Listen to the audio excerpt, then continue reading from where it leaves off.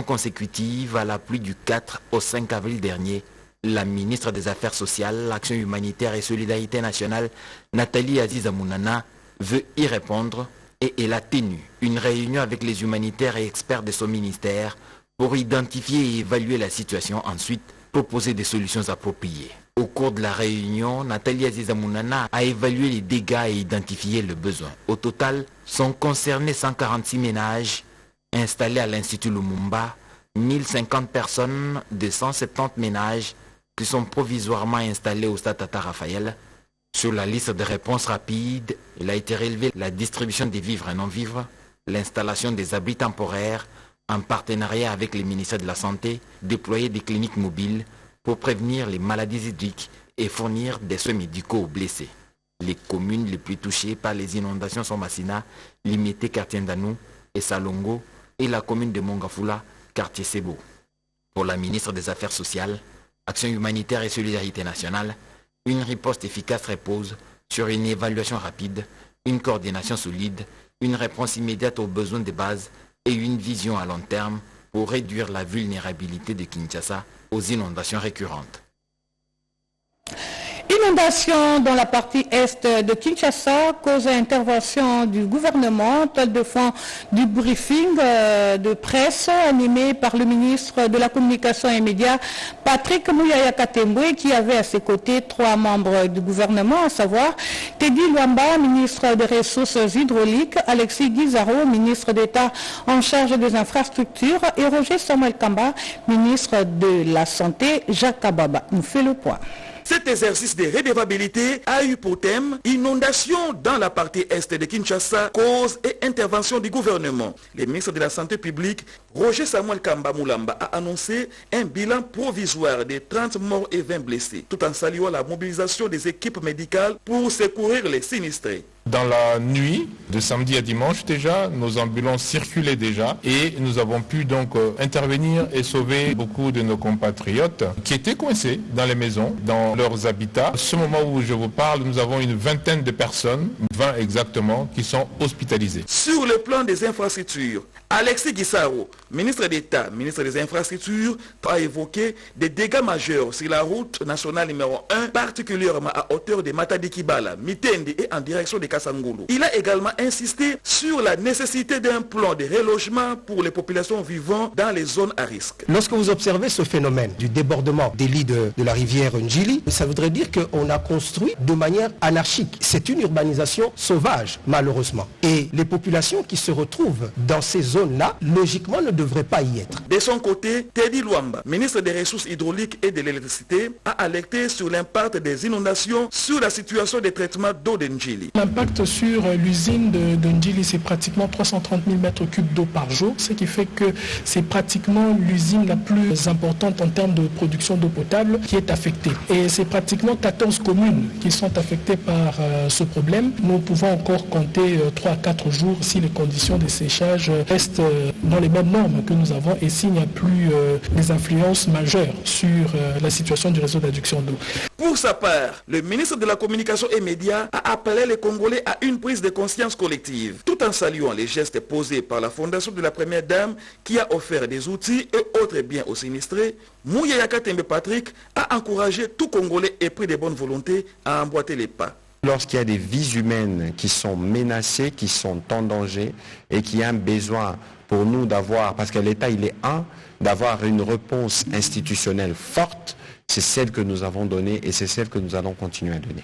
On a vu l'intervention de la Fondation de la Première Dame aussi, mais toutes ces choses montrent qu'il y a une volonté de nous assurer que ces compatriotes ne soient pas doublement sinistrés. Le gouvernement promet de suivre de près l'évolution de la situation et d'agir selon l'urgence et la gravité des événements à venir. La situation sécuritaire dans l'Est de la République démocratique du Congo, la promotion de la jeunesse ainsi que le déroulement des consultations politiques, sujet au centre de discussion entre les conseillers principaux du chef de l'État en matière de sécurité et de la délégation de jeunes parlementaires. Ils sont au micro, encore une fois, de notre confrère Jacques Kaboba. Lors de nos échanges avec le conseiller spécial, nous avons parlé notamment de la promotion de la jeunesse, c'est-à-dire de faire en sorte que dans ce nouveau gouvernement d'union nationale, les jeunes soient correctement représentés. La jeunesse est également premier tributaire de l'effort de guerre. C'est les jeunes qui s'enrôlent à l'armée, c'est les jeunes qui font la résistance, qui sont les patriotes Wazalendo, c'est les jeunes aussi qui font la résistance numérique afin de contrer la désinformation rwandaise. Et ceci, nous voulons faire en sorte que ce gouvernement d'union nationale ne soit pas un gouvernement budgétivore. C'est pour cela que nous avons milité pour un gouvernement avec une taille qui soit pas trop importante. Enfin, nous avons parlé de la cohésion nationale, du fait d'être patriote dans ces temps sombres. Mais nous avons aussi fait part de notre compassion face à ce que vivent nos populations de l'Est de notre pays, ces populations qui sont actuellement privées de tout. Le réseau des jeunes parlementaires tient à réaffirmer son soutien indéfectible au chef de l'État dans le contexte qui est le nôtre, c'est-à-dire de l'agression barbare commise par le Rwanda et le M23. Nous soutenons le chef de l'État dans sa lutte pour l'intégrité territoriale de notre cher et beau pays. Je le disais tantôt, vous le savez, les assaillants de l'attaque du Palais de la Nation il y a près d'une année avaient été jugés et condamnés à mort. Ils venaient donc de bénéficier d'une grâce présidentielle qui a transformé leur peine à une prison à vie. Hier, Marcel Malanga et ses compatriotes américains ont été évacués vers leur pays d'origine pour purger leur peine. Le détail dans ce reportage signé Jusqu'à Koussema. Ces 3 citoyens américains font partie du commando qui avait attaqué le Palais de la Nation le dimanche 19 mai 2024. Arrêtés, jugés, puis condamnés à la peine capitale pour ces faits hautement répréhensibles, ils purgeaient leur peine de mort à la prison militaire d'Indolo. Près d'une année après ce forfait, les 3 condamnés à mort ont bénéficié de la mesure de grâce présidentielle du président Félix Antoine Tshisekedi Tshilombo. Leur peine de mort a été transformée en prison à vie. Ce mardi 8 avril, Marcel Malanga Malou, Taylor Krista Thompson et Zalman Bonou Benjamin Robben ont quitté la prison d'Indolo et remis aux mains des autorités américaines qui les ont escortés mano militari jusqu'au pied de l'avion qui les a menés dans leur pays. Encadrée par les autorités militaires, judiciaires et de l'immigration, l'opération s'est déroulée dans le strict respect des procédures légales. Les officiels de l'ambassade des États-Unis d'Amérique à Kinshasa étaient impliqués tout au long de cette opération, témoignant de la coopération bilatérale fonctionnelle entre la République démocratique du Congo et les États-Unis d'Amérique. Après avoir rempli toutes les formalités auprès de la DGM, les 3 détenus ont ensuite embarqué à bord de ces vols non réguliers à destination des États-Unis. C'est là qu'ils vont purger le reste de leur peine. Cette décision s'inscrit dans une dynamique de renforcement de la diplomatie judiciaire et de la coopération internationale en matière de justice et des droits humains de 2 pays. À la veille des consultations politiques, quelques membres de l'opposition ont pris part à ces rencontres. Ils ont été reçus par le conseiller spécial principal du chef de l'État en matière de sécurité, suivant cet élément de reportage avec beaucoup plus de détails. Il faut que tout le monde vienne répondre à l'appel du chef de l'État. Et c'est le chef de l'État qui a mis des critères, qui verra comment est-ce qu'il va mettre autour de lui des hommes, des femmes capables de donner une impulsion pour que l'ennemi soit bouté dehors. Nous avons quand même apporté notre contribution, nous étant la nouvelle génération consciente. Premièrement, la réduction de la taille du gouvernement de 55 membres à 45 membres du gouvernement. Le ministère en charge du partenariat public-privé pour encadrer les investisseurs. Les ministères en charge de provinces et entités territoriales, c'est-à-dire dissocier au niveau du ministère de l'Intérieur. C'est-à-dire que le ministre de l'Intérieur reste uniquement avec la sécurité. Nous assumons notre position d'opposant et nous avons apporté notre expertise pour sauver l'État parce que l'air est grave. Nous avons des poches de nos droits partout au Congo. Et donc, s'il faut passer à la refondation de l'État, c'est le point de départ. Chaque fois que nous jetons la balle sur la haine, rien ne va avancer. Nous créons un environnement de méfiance dans la politique du pays. Et cela ne permet pas que les acteurs entrent en jeu pour amener à la paix et à la paix durable. Nos attitudes doivent servir d'abord la guerre pour parer, faire stopper l'ennemi, pendant que on forme des jeunes gens, mais nous mobilisons tous ceux qui peuvent combattre. Nous accompagnons actuellement le chef de l'État, comme ce qu'on a fait avec nous. À la population congolaise d'être tous mobilisés derrière le chef de l'État, parce que nous n'avons que ça comme pays, nous n'avons que ça comme nationalité. Et même ceux qui changent de nationalité, on les appelle toujours quelle est votre nationalité d'origine. C'est-à-dire même là où vous êtes, lorsque vous avez changé de nationalité, lorsqu'on vous la révoque, on va vous envoyer dans votre pays d'origine qui est la RDC. C'est le moment d'être soudés. Retour du calme au Nord Kivu, la population de Walikale particulièrement a commencé à regagner la cité depuis que cette cité a été libérée par l'armée congolaise et le Wazalendo, comme en témoignent les habitants de cette contrée suivant cet élément de reportage. Walikale centre, dans la province du Nord Kivu, est désormais sous contrôle des forces armées de la République et des volontaires Wazalendo après la débâcle du M23 AFC. La population qui avait fui les affrontements commence à rentrer parce que rassurée par la présence de l'armée loyaliste. Avant l'arrivée des FARDC, nous vivions enfermés dans nos maisons. Quand les FARDC étaient là, nous avons la paix et la tranquillité. Mais quand l'ennemi est arrivé, il a commencé à forcer nos portes et nous étions dans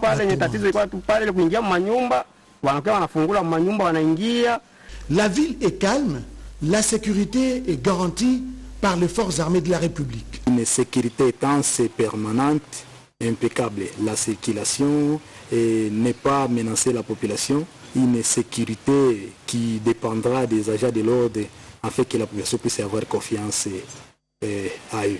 Même si certaines rues sont encore désertes, ceux qui hésitent encore à regagner la ville de Walikale ont été rassurés par la présence de FARDC déterminés à reconquérir toutes les zones occupées par l'ennemi. Les Congolais vivant en Afrique du Sud ont organisé une marche de soutien aux institutions de la République et pour dire non à l'agression rwandaise suivant cet élément de reportage. Ils sont venus des 4 coins de l'Afrique du Sud, destination Durban, pour une marche de soutien au président de la République, Félix-Antoine Tshisekedi Tshilombo, résolument engagé sur tous les fronts pour le retour de la paix à l'est de la République démocratique du Congo. Une marche historique à Durban, en Afrique du Sud, rassemblant de milliers de Congolais vivant dans la diaspora. Tous soutiennent les discussions en cours pour la signature d'un accord stratégique entre la République démocratique du Congo et les États-Unis d'Amérique. Le coordonnateur de l'Union sacrée en Afrique du Sud, révérend pasteur Thomas Kamwend, exprime son désir d'un partenariat renforcé axé sur le développement économique, la sécurité et les droits de l'homme.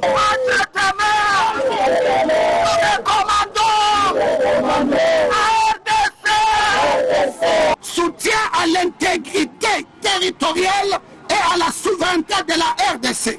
Cette nouvelle alliance économique représente une opportunité historique pour le développement du pays tout en s'accompagnant d'un soutien diplomatique et sécuritaire pour résoudre les conflits persistants à l'Est.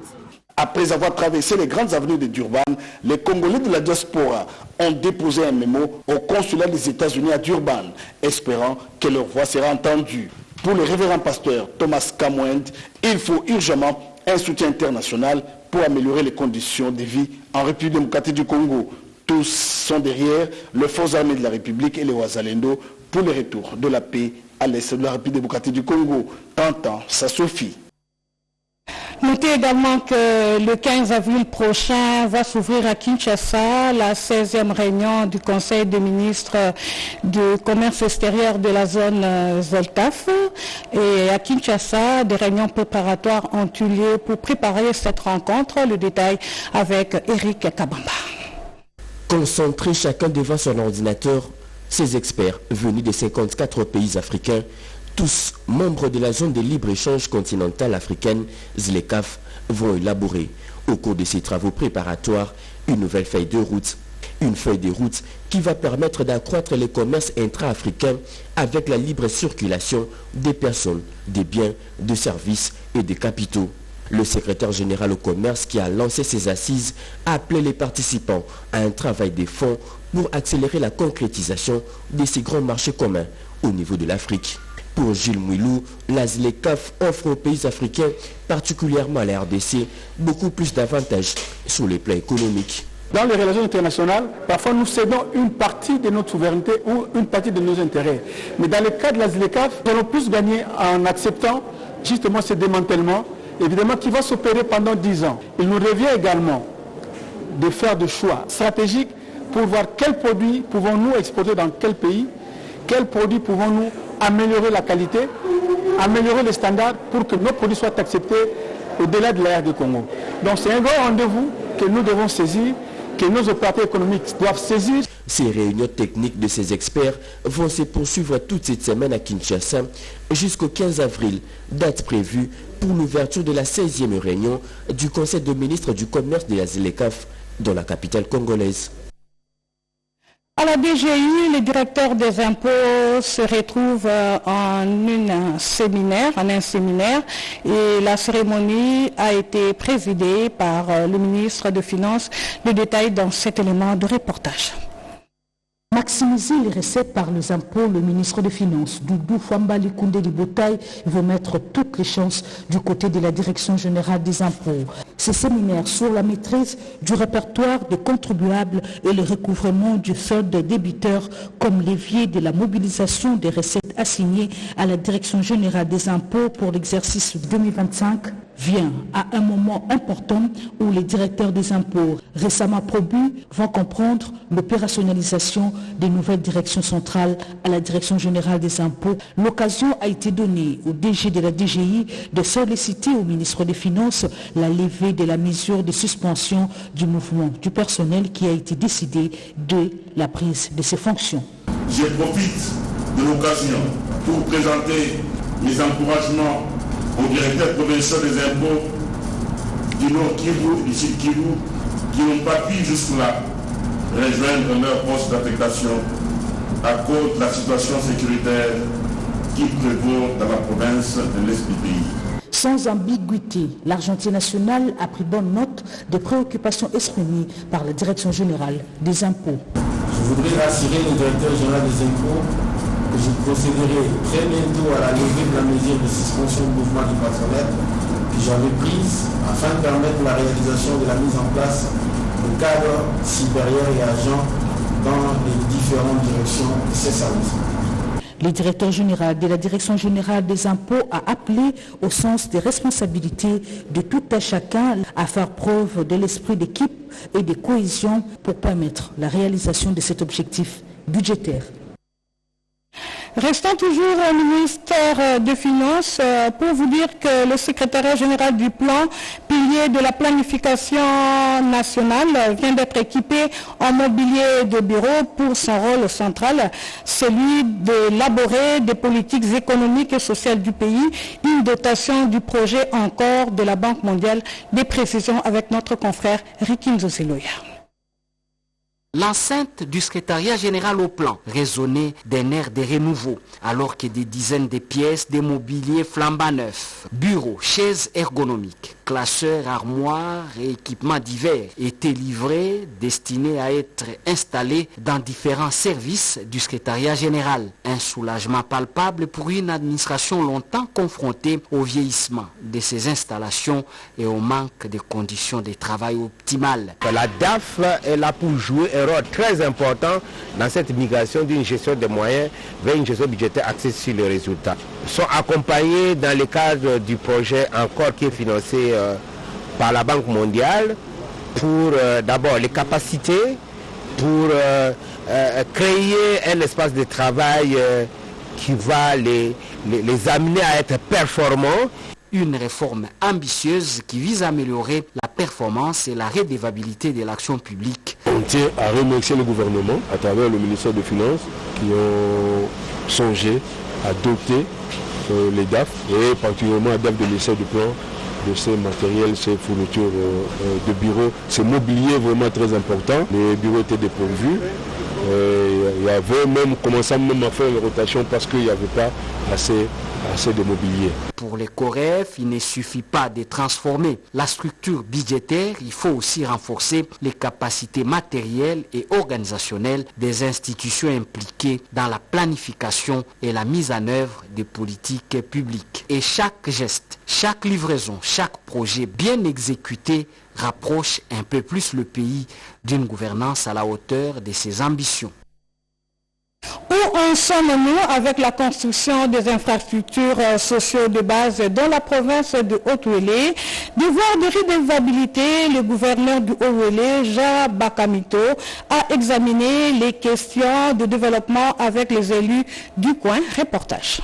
Un exercice républicain, une démarche consensuelle qui appelle à l'adhésion des filles et fils du Haut-Ouélé. 8 mois seulement après sa prise de fonction, le chef de l'exécutif provincial du Haut-Ouélé a décliné auprès des élus de sa province et les notables également les actions menées dans tous les secteurs, les perspectives de développement tout en sollicitant l'accompagnement des députés de son entité administrative. Il est impossible de développer la province sans l'appui et l'accompagnement de nos frères et sœurs qui sont ici. Et il était important que nous puissions nous rencontrer pour à la cohésion, mais également voir comment nos élus ainsi que les notables peuvent continuer à faire des lobbying pour les questions liées au pont, aux routes. Et nous espérons qu'avec l'accompagnement de tous, le Haut-Ouélé pourra aller de l'avant. Message qui a reçu l'adhésion de tous.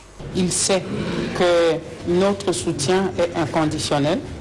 Nous l'encourageons à continuer à travailler dans cet élan pour que nous puissions travailler en parfaite harmonie pour le développement de notre province. Que nous en appelons donc à l'unité, nous en appelons à la cohésion de tous les enfants de la province du Haut-Ouélé pour qu'ils se mettent tous dans une même direction pour le développement. Le Haut-Ouélé est enfin sur le chemin du développement. L'approche, comme l'a si bien dit le gouverneur de province, est calquée sur le modèle de politique publique implémenté par le chef de l'État, Félix-Antoine Tshisekedi. Parlons du rapport produit par le ministère de l'Éducation nationale, rapport qui comprend les activités de ce ministère de 2024 à 2025 et les perspectives d'avenir 2025 à 2029. La cérémonie a été présidée par la ministre de l'Éducation nationale, Raissa Malou. Reportage. Bilan et perspectives, c'est l'intitulé du rapport qui contient l'évolution des activités éducatives congolais du 2024 au 2025. La publication officielle de ce rapport a été présentée par la ministre d'État, ministre de l'Éducation nationale et Nouvelle Citoyenneté, Raissa Malou. Structuré en 4 grandes sections, ce rapport présente une cartographie complète du système éducatif national et revient sur les principales réalisations, entreprises et des difficultés rencontrées au cours de la période couverte et trace les grandes priorités stratégiques pour la période 2025-2029. Si on a pris le temps de faire ce rapport ici, c'est parce qu'on a voulu vous montrer un peu le travail réalisé ces derniers mois, mais surtout de vous donner l'occasion d'imaginer le travail qui va être fait plus tard. Donc c'est un outil de suivi et une aide à la décision. C'est pour ça que l'on a choisi de faire ce rapport maintenant. On doit apprendre à travailler ensemble, mais ce qui compte, et je sais pouvoir compter sur ça, c'est votre engagement à faire en sorte que l'on améliore les choses.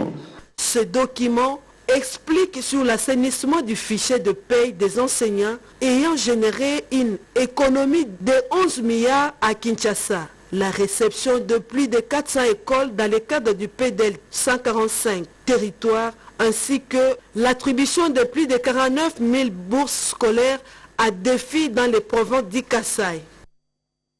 Et pour boucler ce journal, la note politique, retenez que l'Union sacrée de la Fédération de la Belgique-Luxembourg a vu le jour le samedi 5 avril dernier. C'était à Bruxelles et c'est dans le but de soutenir la vision du chef de l'État. La cérémonie de sa sortie officielle a été marquée par un échange avec l'ancien ministre d'État belge, André Flao. C'était sur l'agression rwandaise en RDC. Reportage. Préoccupé par la situation politique en général et celle qui prévaut à l'est de la RDC en particulier, les Congolais vivant à Bruxelles ont pris l'engagement de se ranger derrière le chef de l'État pour l'accompagner dans la résolution des différentes crises en RDC. D'où la naissance de l'Union sacrée de la Fédération Belgique-Luxembourg, coordonnée par le professeur Omba, qui comprend plusieurs partis politiques phares, ainsi que deux associations, notamment les Amis de Fachi et l'Union des Nécessiteux Courageux. C'était en présence de l'ancien ministre de Tabège, André Flao. Lors de cette rencontre, les Congolais de Belgique regroupés dans cette plateforme ont exprimé leur détermination à garder l'unité. Surtout en cette période où la RDC subit une agression par le M23 AFC soutenu par l'armée rwandaise. Le message que je lance à toute la diaspora congolaise, de se mobiliser comme un seul homme. Oui, on peut ne pas être d'accord dans l'Union sacrée, mais pour le Congo, on peut se mettre ensemble. Luttons d'abord l'ennemi dehors. De son côté, l'ancien ministre de Tabège, André Flao, a loué les efforts diplomatiques entrepris par le chef de l'État qui ont conduit à l'adoption par le Conseil de sécurité des Nations Unies de la résolution 2773 qui exige un cessez-le-feu immédiat ainsi que le retrait des zones occupées par l'armée rwandaise. André Flao a en outre encouragé à se mobiliser par des actions de terrain.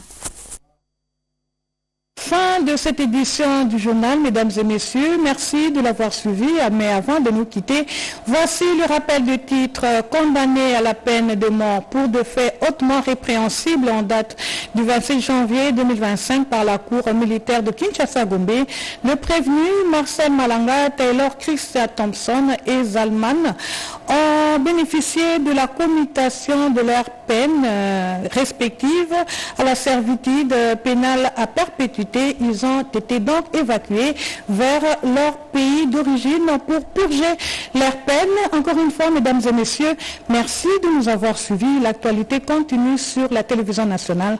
Merci encore une fois. Au revoir.